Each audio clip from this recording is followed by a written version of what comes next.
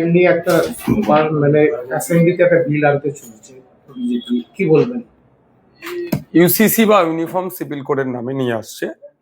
এই বিলের অবশ্যই আমরা বিরোধিতা করবই, কারণ এক দেশ এক আইন স্লোগান যেটা তুললেও এই দেশে ভিন্ন মতের, ভিন্ন জাতের, ভিন্ন বর্ণের, ভিন্ন সমাজের, ভিন্ন ভাষার মানুষ বসবাস করে। এই দেশে এটা মহত্ব, ঐতিহ্য।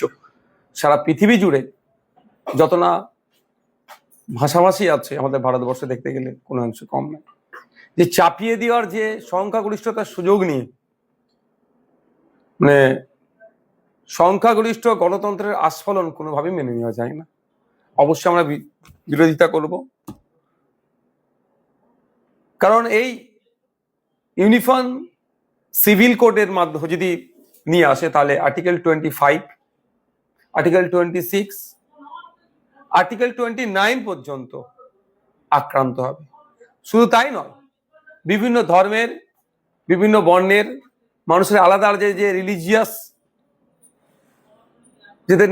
যে ধর্মকর্ম করা থেকে শুরু করে ধর্মীয় যে অনুশাসন, সেখানে অনেকটাই ব্যাঘাত হবে।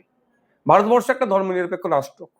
এই রাষ্ট্রের প্রত্যেকটা জনগণের নিজস্ব মতামত রাখার জায়গা আছে। এই রাষ্ট্র একটা মহান যে সংবিধান আমাদের উপহার দিয়েছে, সেই সংবিধানের বলে কেউ যদি ধর্ম নাম পালন করতে চায় সেও মাথা তুলে বাঁচতে পারবে। কেউ হিন্দু, কেউ মুসলমান, কেউ খ্রিস্টান, কেউ জৈন, যে যে ধর্মটা প্র্যাকটিস করতে চাক না কেন, এক্সটেন্ড করতে চাক না কেন, সেটাও রাইট এই সংবিধান আমাদের দিয়েছে। কিন্তু সেটাকে যারা ভায়োলেট করতে চাইছে তাদের বিরুদ্ধে আমাদের গণতন্ত্র রক্ষার লড়াই গণতান্ত্রিক প্রক্রিয়ায় চলবে। 3 তালাকটাকে কি আপনি মানেন? ব্যাপারটা হচ্ছে, এটা তো সমস্তটাই তো ব্যাখ্যাটাই অপব্যাখ্যা হয়, আসল তো ব্যাখ্যা হয় না। তালাক নিয়ে একটা ডিবেট হোক, তাহলে কয়েক ঘন্টা লাগবে। যে তালাকটা যেমন আছে তার এগেনস্টে মানে যদি আরবিক ভাষায় বলা হয় খোলা, মহিলাদেরকেও রাইট দেওয়া আছে। মহিলাদেরকে ইসলাম ধর্মে অধিকার দিয়েছে, যদি তার স্বামী, যে একটা স্বামীর যে সংজ্ঞা হয় তার বাইরে যদি চলে, সেক্ষেত্রে সে স্বামীর কাছ থেকে পরিত্রাণ পেতে পারে। তার নামটা খোলা। তালাকটা কি? তালাকটা হচ্ছে ডিভোর্স। এটাকে যেন অ্যাটম বোম হিসাবে দেখানো হচ্ছে, পরমাণু বোম হিসাবে দেখানো হচ্ছে। ব্যাপারটা কিছুই নয়। এটাকে শুধুমাত্র সংখ্যালঘু আর বিশেষ করে মুসলিম সম্প্রদায়কে দেখে দেওয়ার জন্য এই ধরনের একটা আস্ফলন তৈরি করা হচ্ছে, একটা ন্যারেটিভ তৈরি করা হচ্ছে। এই যে মানে মহিলাদের যে সম্পত্তিটা সমানভাবে যে বন্টন, এই বিষয়টাকে কি আপনি মানেন?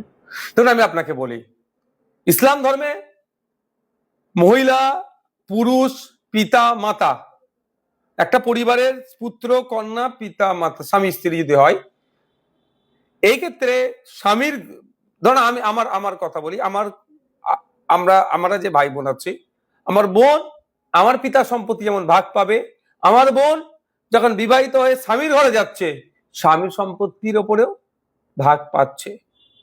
এটা ইসলাম ধর্মের যে পার্সোনাল যে ল যেটাকে বলা হয় সেটাতে আছে, কিন্তু অন্যান্য ধর্মীয় পার্সোনাল লতে কিন্তু এটা উল্লেখ করা নাই। সে হিসাব করলে দেখা যাবে যে কোনো অংশে তার সম্পত্তি সমপরিমাণ কম হচ্ছে না।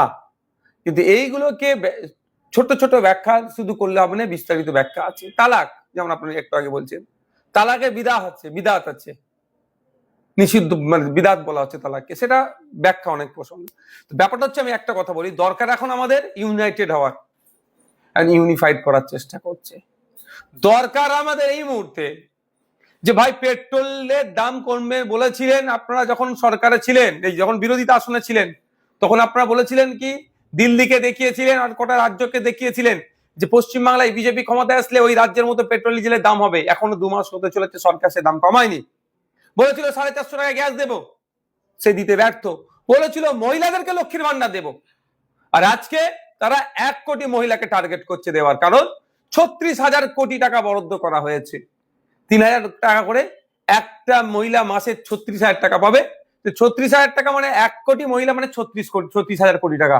তাহলে ওই যে ছাঁটাই হচ্ছে, এই মধ্যে যখন মানুষের মধ্যে ক্ষোভ তৈরি হচ্ছে, হকার উচ্ছেদ করে দিয়ে গরিব মানুষদের পেটে যেভাবে আঘাত দেওয়া হচ্ছে, নির্বিচারে তাদের বাসস্থান, কর্মস্থান যেভাবে ধ্বংস করাচ্ছে, যখন মানুষ ক্ষোভের যখন বহিঃপ্রকাশ হচ্ছে, সেই সময় এই ইউসিসি নিয়ে এসে এইটাকে মুসলমানদেরকে দাবিয়ে রাখা হচ্ছে, মুসলমানদের উপর চাপ তৈরি করা হচ্ছে, এর নাম দিয়ে কিছু ক্ষোভকে প্রশমিত করার চেষ্টা করছে। তবে একটা কথা বলবো, আর্টিকেল 44 এটা গল্প শোনাবে, সেই ডিবেট গুলোকেও দেখতে হবে আর্টিকেল 44 কিসের বেসিসে ডিবেট হয়েছিল। এটা নিয়ে আসলে সরাসরি আর্টিকেল 25, 26, 29 আঘাতপ্রাপ্ত হবে, কেন্দ্র ক্লাস করবে আর্টিকেলের সাথে। কেন্দ্র এবং রাজ্য সরকার ডবল ইঞ্জিন সরকার, এটা কি চাপিয়ে দেওয়ার কোনো রাজনীতি করছে?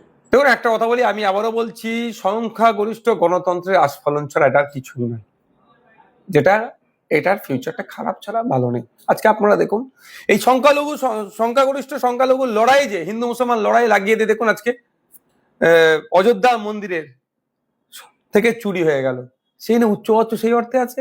একটা মন্দির থেকে এত কোটি টাকার সম্পত্তি চুরি হয়ে যাচ্ছে, কোন উচ্চবাচ্য আছে?